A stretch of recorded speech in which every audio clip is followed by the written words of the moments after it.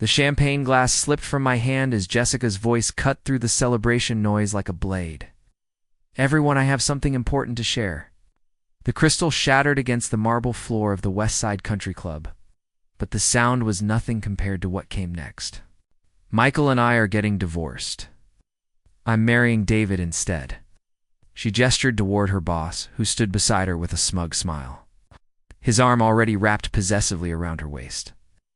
"Before we jump back in, tell us where you're tuning in from, and if this story touches you, make sure you're subscribed, because tomorrow I've saved something extra special for you."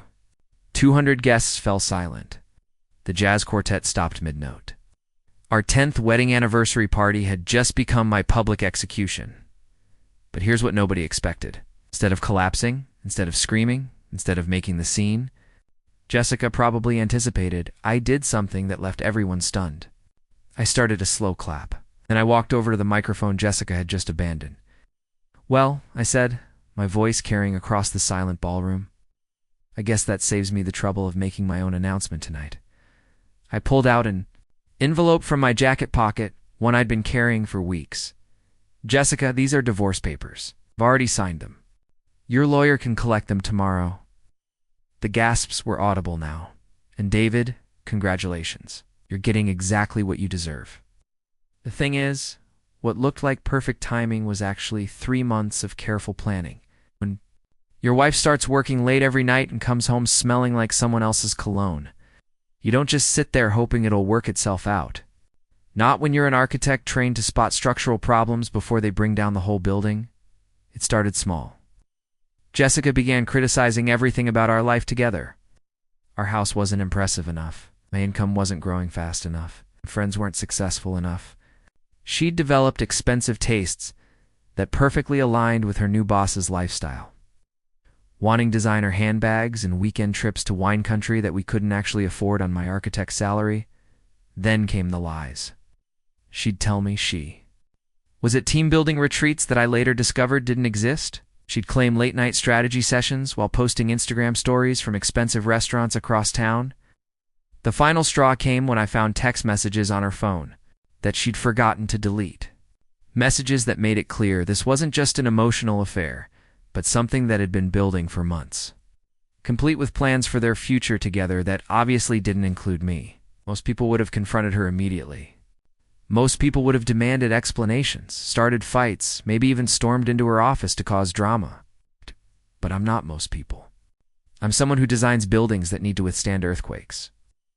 And that kind of work teaches you patience, precision, and the importance of having a solid foundation before you make any major moves. Instead of confronting Jessica, I started documenting everything.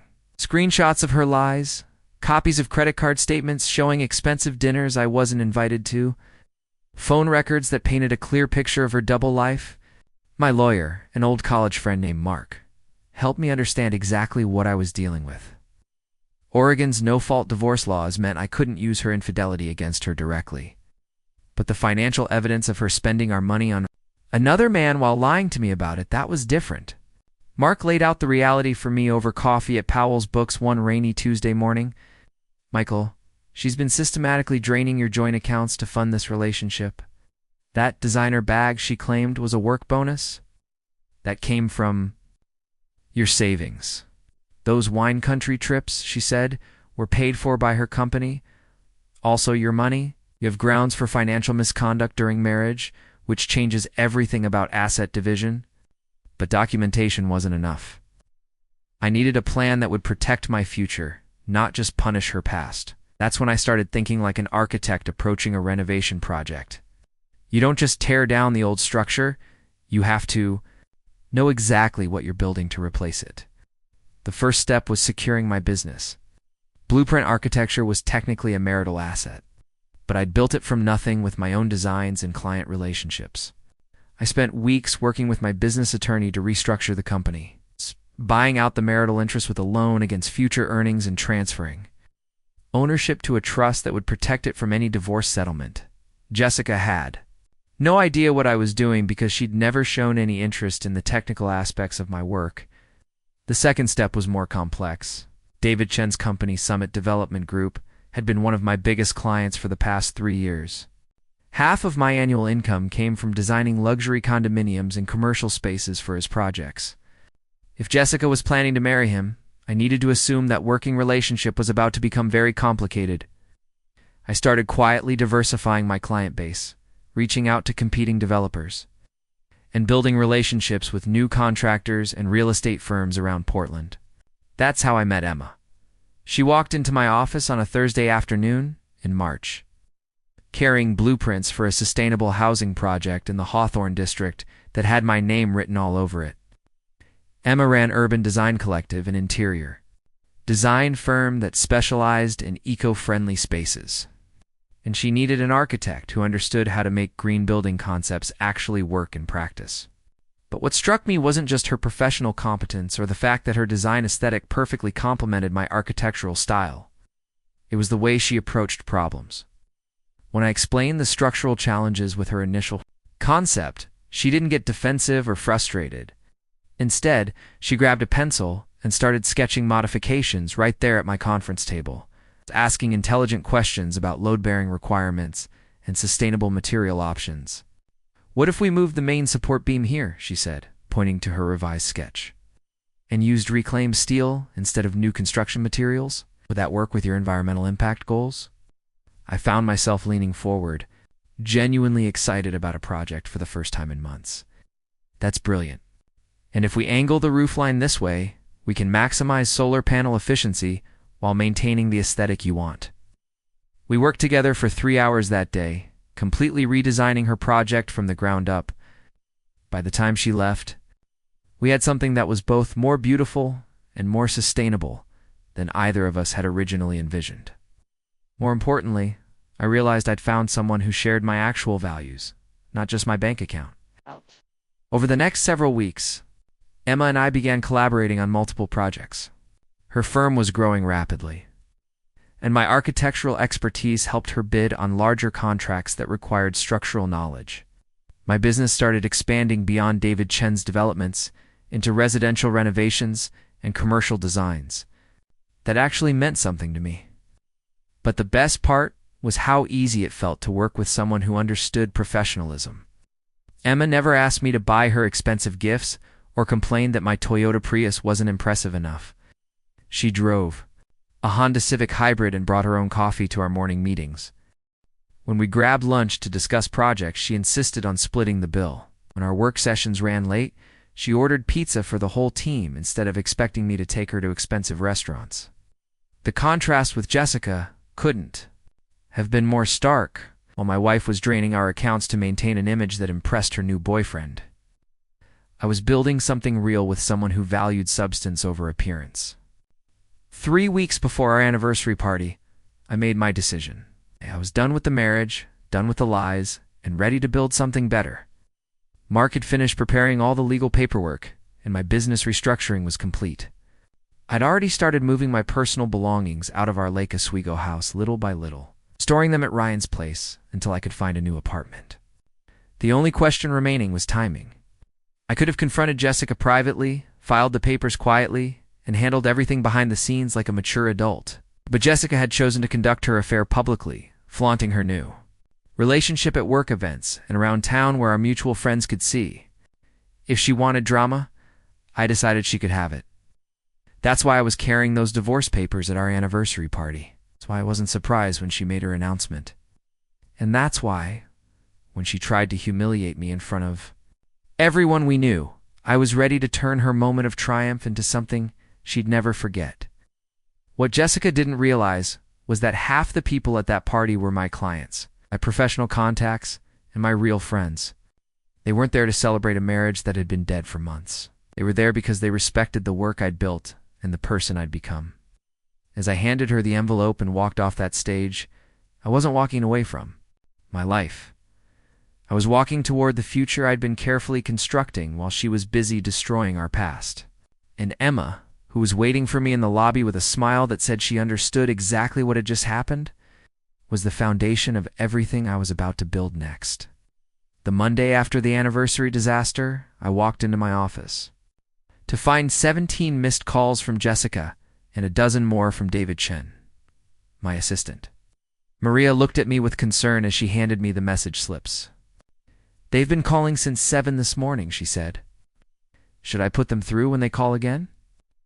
I glanced at the messages, all variations of urgent, need to talk, and this is important. Then I dropped them into the trash. "Ken, beside my desk. Block both numbers," I told Maria.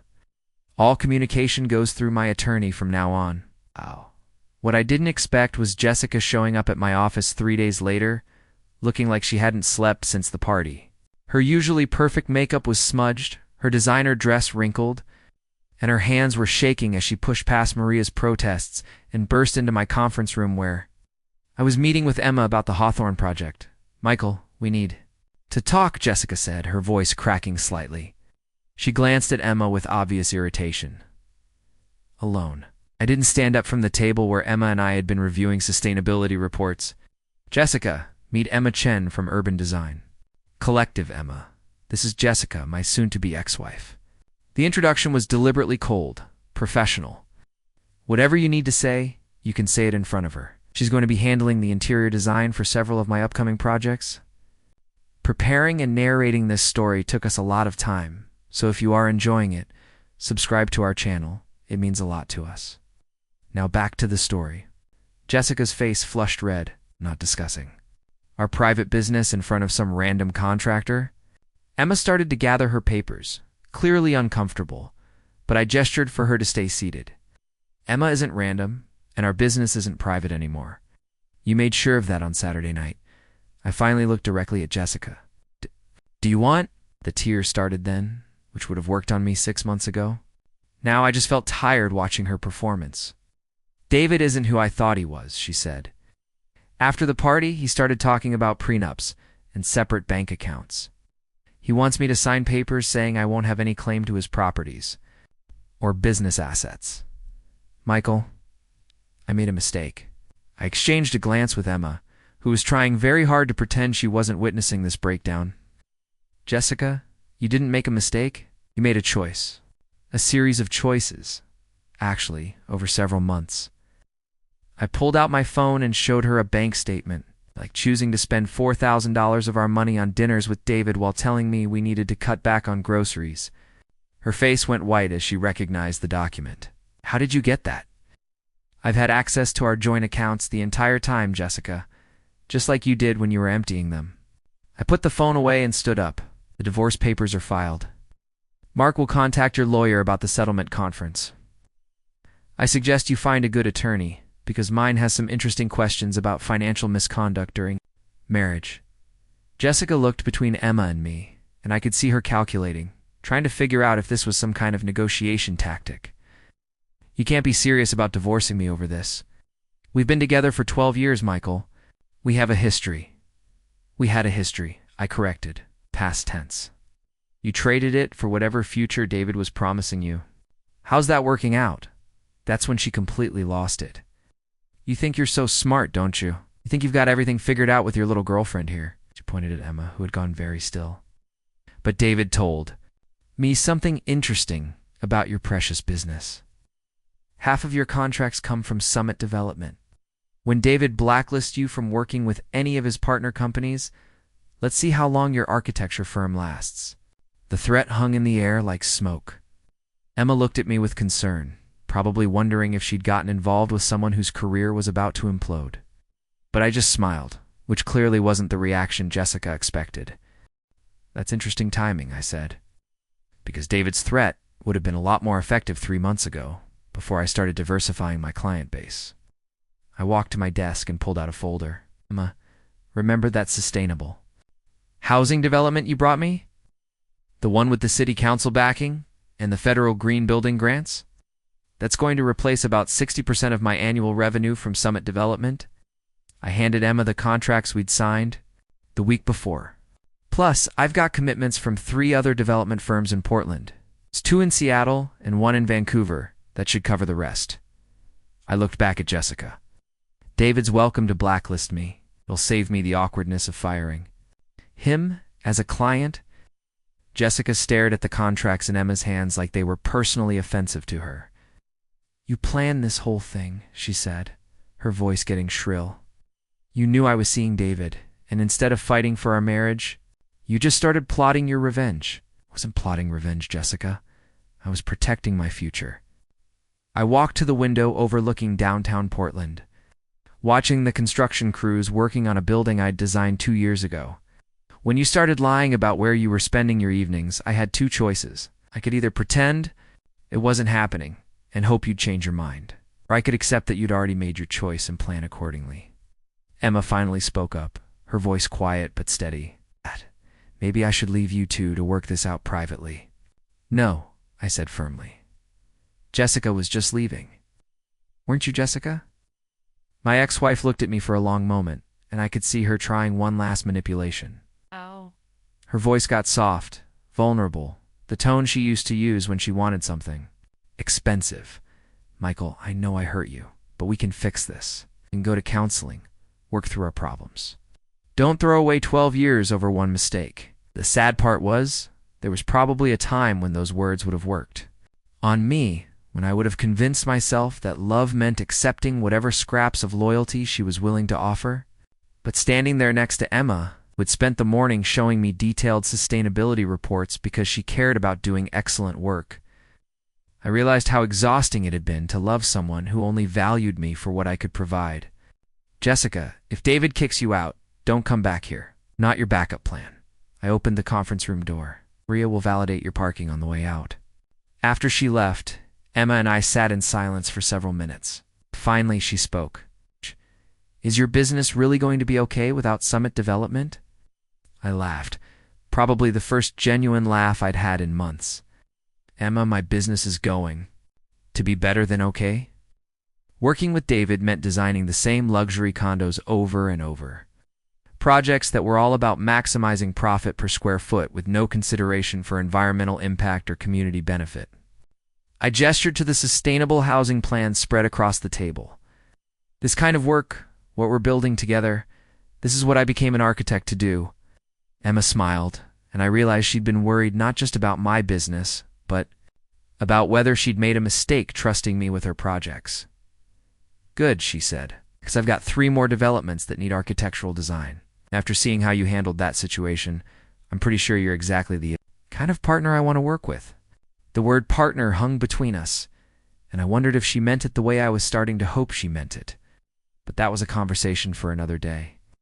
Right now, I had a business to rebuild and a future to design. Over the next 2 weeks, David Chen made good on Jessica's threat. He called every development firm that had ever worked with Summit, trying to poison them against me. But the thing about Portland's architecture community is that it's smaller than you'd think. And most of the serious developers had heard about David's affair with a married woman. Okay. His attempts at sabotage mostly just made him look petty and unprofessional. Meanwhile, Emma and I were putting together something remarkable. The Sustainable Housing Project had caught the attention of the city's urban planning department, and they wanted us to consult on a larger initiative to revitalize several neighborhoods with environmentally conscious development, the federal. Grants Emma had mentioned turned out to be just the beginning. We were looking at potential contracts that could reshape Portland's approach to urban growth. But the real breakthrough came when Emma introduced me to her business partner, Sarah Martinez, who ran the construction side of Urban Design Collective. Sarah had connections with developers across the Pacific Northwest. We're specifically looking for architects willing to prioritize sustainability over pure profit margins. The market is changing, Sarah explained over dinner at a farm table. Restaurant in the Pearl District. Buyers want homes and commercial spaces that reflect their values, not just their wealth. Developers who don't adapt are going to be left behind. She slid a list across the table. These are firms that have been asking me if I know any architects who really understand green building. Not just the cosmetic stuff, but real environmental impact. I looked at the list and felt something I hadn't experienced in years. Genuine excitement about my career. These weren't companies that wanted me to design monuments to their egos.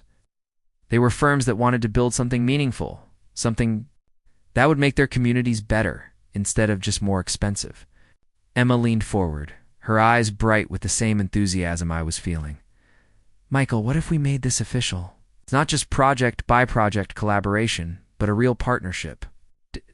Urban Design Collective could handle interior design and construction management. and you could be our architectural partner for everything from residential developments to commercial spaces. The offer was everything I'd been hoping for professionally, but I had to be honest about the personal complications. Emma, I need you to understand something. My divorce isn't final yet, and Jessica isn't handling this well. If we formalize our business relationship, she's going to assume we're involved personally. She's going to make that everyone else's problem. Sarah laughed. Michael, half of Portland already thinks you two are dating. You might as well get the business benefits. Emma blushed slightly, but didn't contradict her partner. Besides, she said, I've seen how you handle pressure. If Jessica wants to cause drama, let her. We'll be too busy building something amazing to care. That night, I drove home to my new apartment in the Hawthorne district, just a few blocks from Emma's design studio. It was a smaller space than the Lake Oswego house I'd shared with Jessica, but it felt more like home than anywhere I'd lived in years. I'd furnished it simply, focusing on quality over status, and filled it with books about sustainable architecture and renewable energy systems instead of the luxury lifestyle. Magazines Jessica had scattered around our old place. As I sat on my couch reviewing the contracts Sarah had given me, I realized I was building exactly the life I'd always wanted but had never believed was possible. A career focused on meaningful work instead of maximum profit, relationships based on mutual respect instead of financial dependence, and a future designed around shared values instead of shared debt. My phone buzzed with a text from Emma. Thank you for today. Looking forward to building something great together. I typed back, just the beginning. And for the first time in years, I actually believed that was true. The partnership documents were spread across Emma's kitchen table on a Sunday morning in May, alongside coffee cups and half-eaten croissants from the bakery down the street. Sarah had drafted everything with her usual thoroughness, creating a three-way business structure that would give my architectural firm equal standing with Urban Design Collective, while maintaining our individual specialties. Pacific Northwest Sustainable Development, Emma said, testing the name we'd chosen for our joint venture. It sounds official enough for the city contracts, but personal enough that people know we're not some corporate machine. Ow.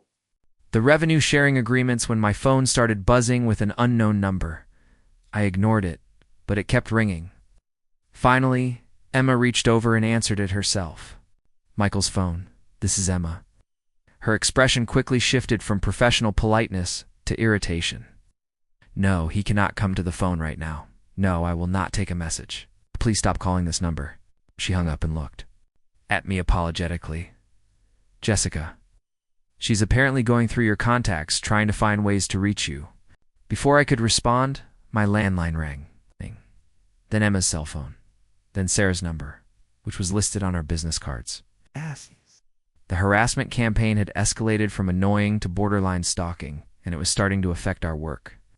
This has to stop, Sarah said, looking up from her laptop where she'd been fielding emails from potential clients, who'd somehow gotten mixed messages about our availability. I just got a call from the Selwood project, asking if it's true that you're having personal problems that might affect your ability to complete their design work. That's when I realized Jessica wasn't just trying to get me back anymore. She was actively trying to sabotage the new business I was building with Emma. The calls to our clients, the rumors she was spreading around town about my instability after our divorce, even showing up at the coffee shop where Emma and I held our morning meetings. It was all calculated to make working with me seem like a liability. I'm calling. Mark, I said, reaching for my lawyer's card. But before I could dial, Emma put her hand over mine. Wait, she said. Emma walked to her laptop and opened up the social media accounts for Urban Design Collective. Jessica's been trying to make you look unprofessional and unreliable, right? What if we show everyone exactly how professional and successful you actually are? She started pulling up photos from our recent projects. The sustainable housing development was nearly complete, and it was stunning. The solar panel integration I designed was seamless. The natural lighting optimization made every interior space feel twice as large as it actually was, and Emma's interior design work had created living spaces that felt warm and inviting. Despite using entirely recycled and sustainable materials, look at this, Emma said, scrolling through the pictures. This is what we've built together in 3 months. Oh. Jessica can make all the phone calls she wants, but she can't argue with results. Sarah leaned over to see the screen and whistled. Softly, Emma's right. These photos are incredible marketing for what we can do. Why don't we put together a portfolio and start actively promoting the partnership instead of just reacting to Jessica's drama?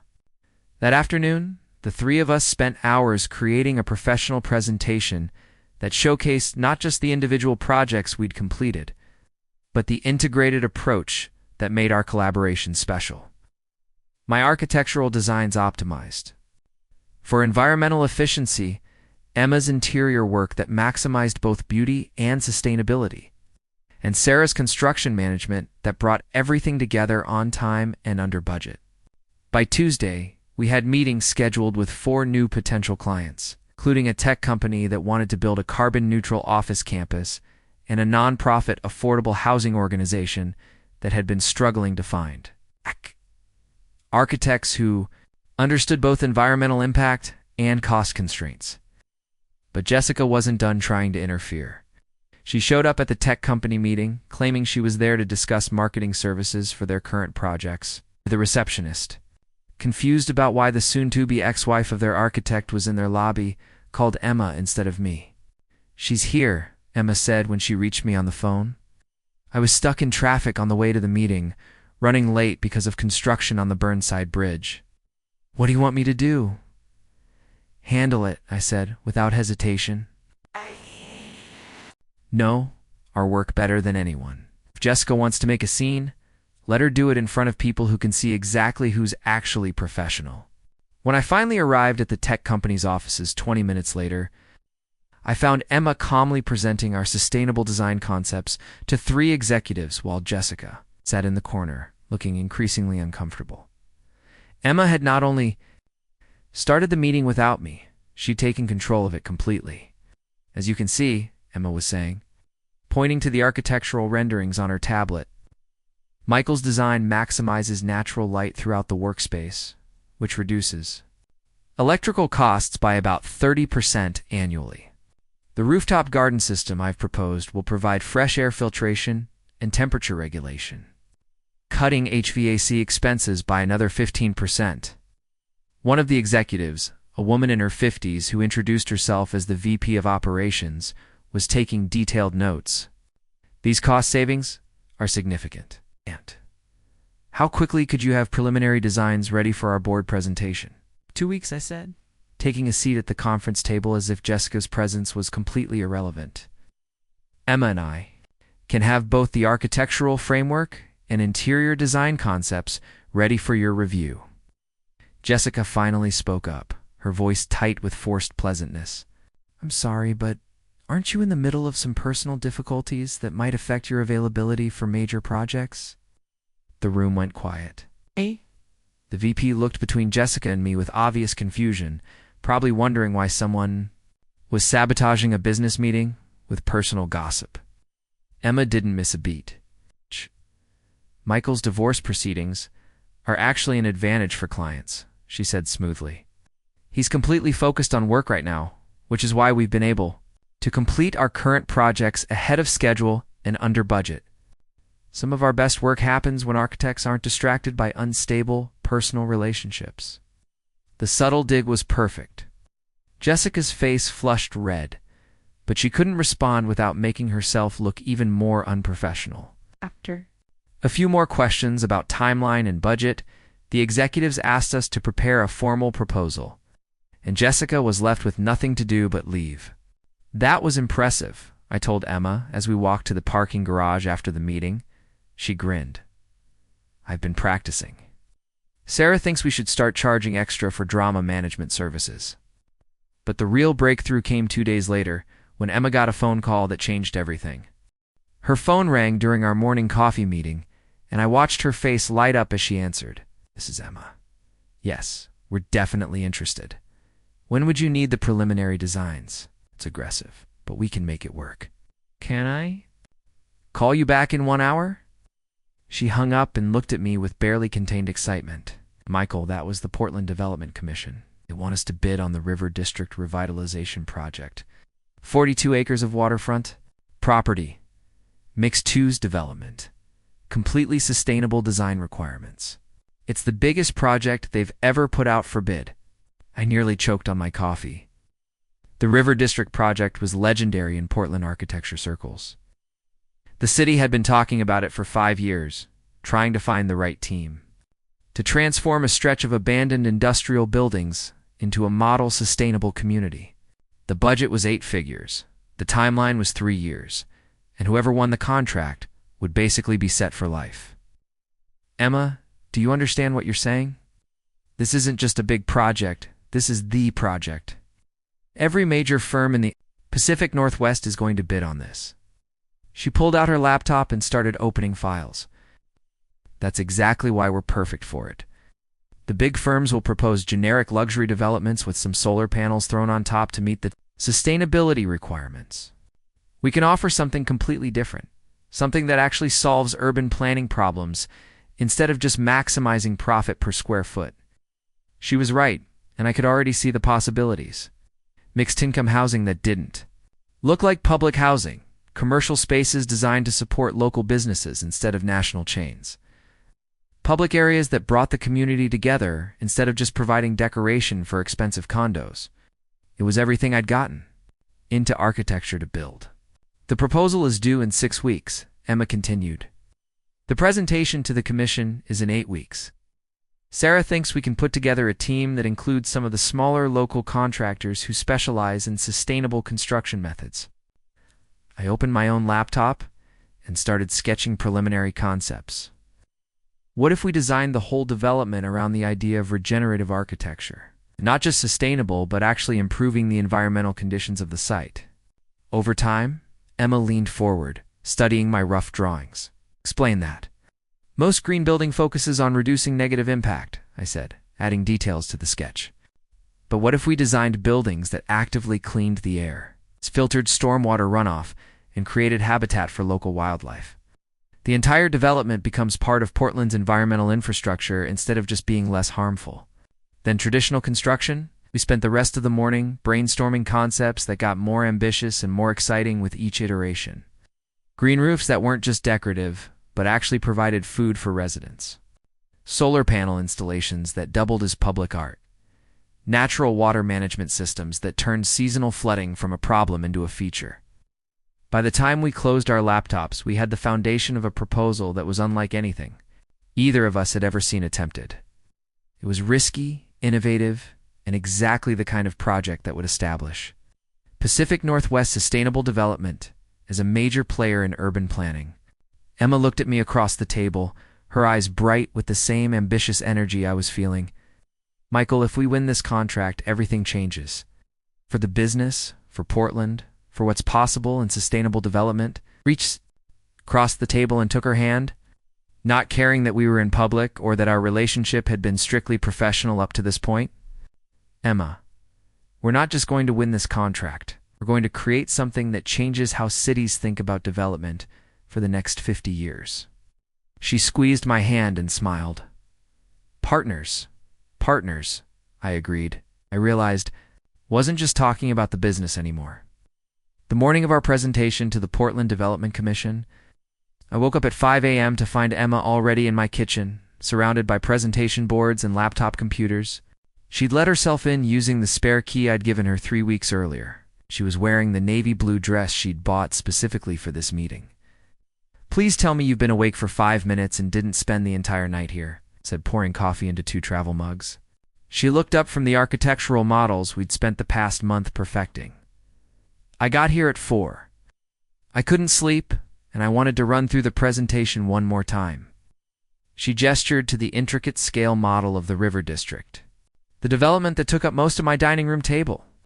Michael, look at this. Really look at it. We've designed something that's never been attempted before.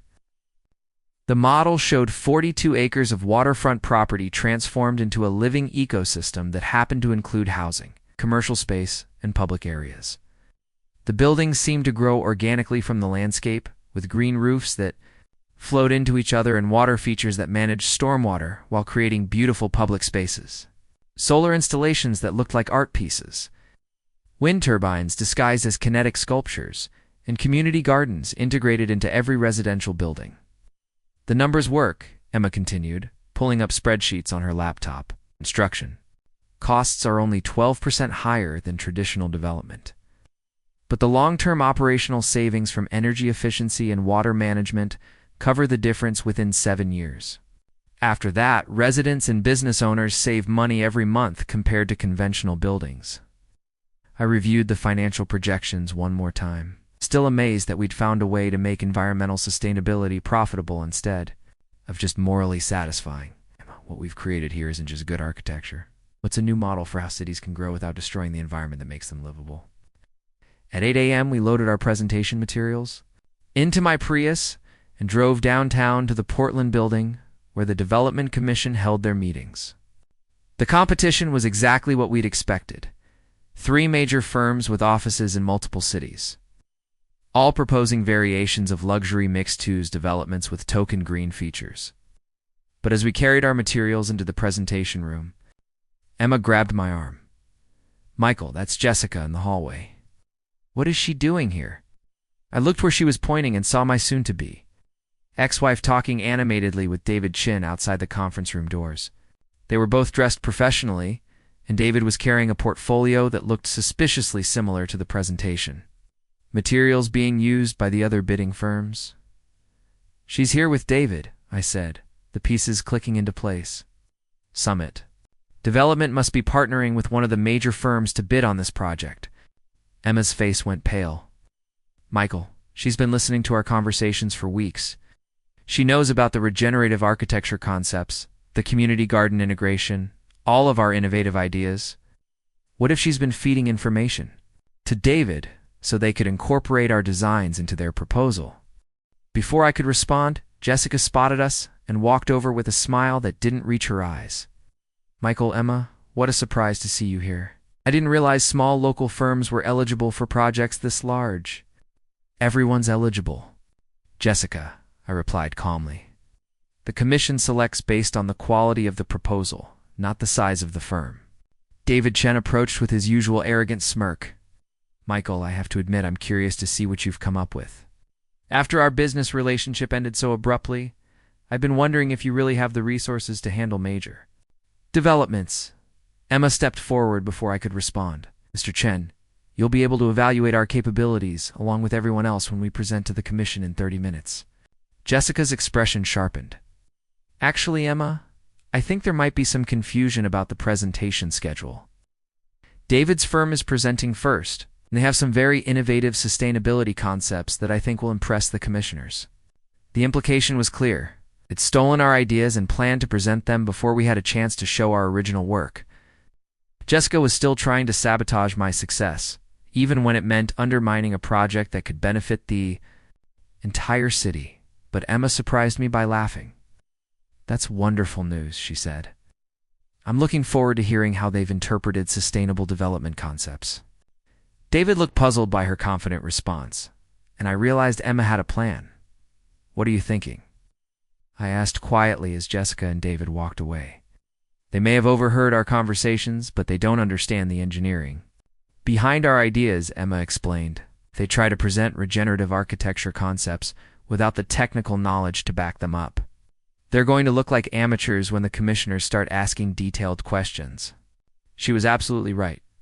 The sustainability features we designed weren't just decorative elements that could be copied from overhead conversations. It required specific knowledge of environmental engineering, soil science, water management, systems, and renewable energy integration. David's firm specialized in luxury condos and commercial buildings that looked impressive but had minimal environmental impact considerations. When David's team presented first, they did exactly what Emma had predicted. They showed beautiful renderings of buildings with green roofs and solar panels, talked about cutting-edge sustainability, and promised revolutionary environmental integration. But when Commissioner Martinez asked about water filtration capacity and Commissioner Johnson wanted specific details about energy production versus consumption, their responses were vague and clearly improvised. "Our environmental consultants will provide detailed specifications during the implementation phase," David said when asked about stormwater management systems. Commissioner Lee, a former environmental engineer, frowned at that answer. Mr. Chen, this commission needs to understand the environmental impact before we approve any development. Can you tell us how your proposed green roof system will affect local wildlife patterns? David looked to his team, none of whom had an answer. We'll certainly take wildlife considerations into account during the design refinement process. I watched Emma make notes on her presentation materials, adjusting our talking points to emphasize the technical expertise David's team had just proven they lacked. When our turn came, she started with the question David couldn't answer. Commissioners, the green roof system we've designed will provide habitat for 12 species of birds currently displaced by urban development, including nesting areas for migratory waterfowl that use the Willamette River corridor. She pulled out detailed biological surveys we'd commissioned from Portland State University. Our rooftop ecosystems will increase local biodiversity by an estimated 40%, while providing food security for residents through integrated agricultural areas. Commissioner Martinez leaned forward with interest. Ms. Chen, those are very specific claims. How did you calculate the biodiversity impact? Emma smiled and launched into an explanation of the ecological modeling we'd done with university researchers. The soil composition studies that determined which plants would thrive in rooftop environments, the wildlife corridor mapping. That connected our development to existing natural areas throughout Portland. I took over the technical architectural details, explaining how the buildings themselves were designed to work as environmental systems. Each structure functions as both shelter and ecosystem infrastructure. The exterior walls include integrated planters that filter air pollutants while providing natural cooling. The foundation systems are designed to remediate soil contamination from previous industrial use, actually leaving the site cleaner than we found it. Commissioner Johnson, who had been skeptical during David's presentation, was now taking detailed notes. Mr. Sullivan, this approach to soil remediation is innovative. Have you tested these methods on other projects? I pulled out documentation from our completed sustainable housing development, showing before and after soil quality measurements. That proved our remediation techniques actually worked. Commissioner, we've successfully implemented smaller-scale versions of these systems. This project would be our opportunity to prove that regenerative architecture can work at city-scale development levels. The questions continued for 45 minutes, covering everything from construction timeline to long-term maintenance costs to community impact assessments. Emma and I had answers for everything because we'd spent months researching every aspect of what we were proposing. We weren't just selling a vision. We were presenting a fully realized plan that could be implemented immediately. When we finished, Commissioner Martinez said something that made my heart race. This is exactly the kind of innovative thinking. Portland needs to address both our housing shortage and our environmental goals simultaneously. Commissioner Lee nodded in agreement. The technical sophistication of this proposal is impressive. It's clear you've done the engineering work necessary to actually build what you're promising. As we packed up our materials, Jessica approached. One more time. Michael, regardless of what happens with this project, I hope you know that I never wanted things to end this badly between us. I looked at her for a moment, remembering the person I'd fallen in love with 12 years ago, before the lies and the manipulation and the constant drama. Jessica, I actually hope you find whatever it is you're looking for. But you're not going to find it by trying to sabotage other people's success. She started to respond, but Emma touched my arm. The commissioners want to speak with us privately, she said. Commissioner Martinez had asked us to stay after the other firms left. Ms. Chen, Mr. Sullivan, this commission has reviewed hundreds of development proposals over the years. Your presentation today was remarkable not just for its environmental innovation, but for the depth of preparation you've demonstrated. Commissioner Johnson smiled. We're prepared to offer you the River District contract pending final budget approval from the City Council next week. Emma and I looked at each other, hardly believing what we were hearing. The biggest urban development project in Portland's history. They were offering it to a partnership that had existed for less than for months. There is one condition, Commissioner Lee added. We want you to document every aspect of this development process. If your regenerative architecture concepts work as well as projected, Portland wants to use this project as a model for future urban growth throughout the Pacific Northwest. Walking out of the Portland building an hour later, Emma and I were both too stunned to speak. We'd won the contract that would define our careers, proven that our partnership could compete with major firms, and created something that could change how cities approach development for decades to come. "Emma," I said as we reached my car, "I think we need to celebrate." She looked at me with a smile that made my heart skip. "I think we need to call Sarah and tell her she's about to become very busy, and Michael." She stepped closer, close enough that I could smell her perfume. "I think it's time we stop pretending this partnership is just about business." I was about to respond when my phone buzzed with a text from Mark, my lawyer. "Divorce finalized. Congratulations on your freedom. Perfect timing, as always." 6 months later, Emma and I were standing on the observation deck of our completed River District project, watching the sunset reflect off the solar panel installations that doubled as public art throughout the development. The first phase of construction was finished ahead of schedule. The community gardens were already producing food for residents, while the air filtration systems were measurably improving Portland's air quality. "Look at that," Emma said, pointing to a group of children playing in the natural playground. "We designed using sustainable materials and rainwater collection features. 6 months ago, this was abandoned industrial wasteland.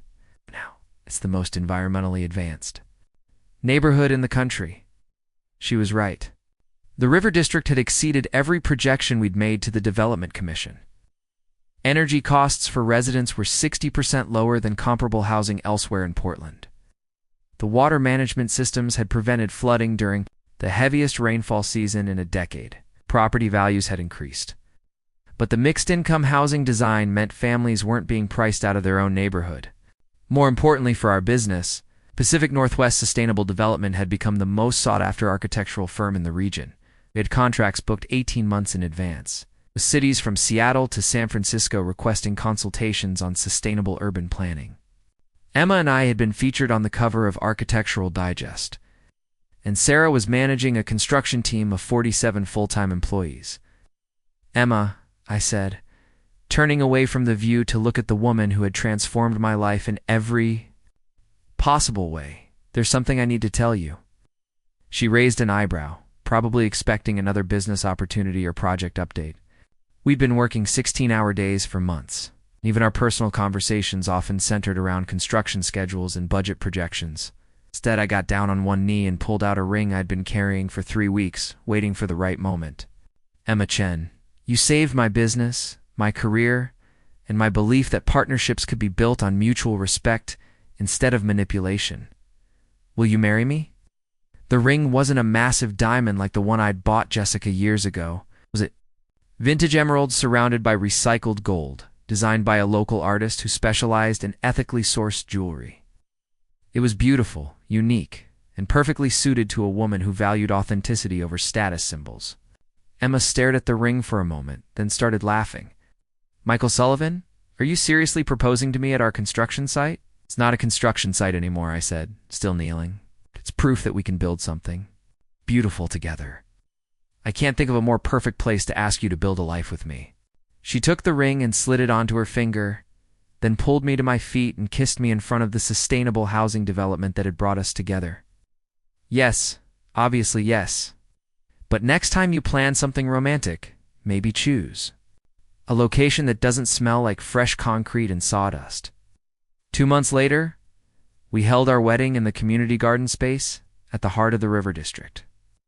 Surrounded by the buildings we'd designed and the people whose lives had been improved by our work, Sarah officiated the ceremony. Ryan was my best man, and Robert gave a toast about the importance of finding partners who share your values instead of just your bank account. Jessica didn't attend, which was probably for the best. I'd heard through mutual acquaintances that she'd moved to Los Angeles after her relationship with David Chen ended badly.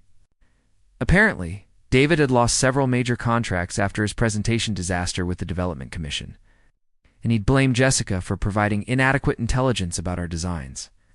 The last I heard, she was working at a marketing firm in Beverly Hills and dating a real estate agent who specialized in celebrity homes. David's company had gone through a difficult year after losing the River District contract. Several of his other projects had been delayed by environmental challenges he hadn't anticipated.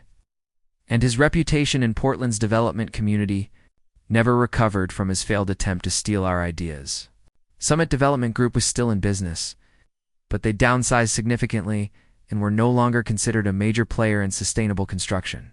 Meanwhile, Emma and I had started planning our next major project, a carbon-negative office campus for a tech company that wanted their headquarters to actually remove more CO2 from the atmosphere than their operations produced. The engineering challenges were complex, but we learned that the most ambitious projects often produce the most innovative solutions.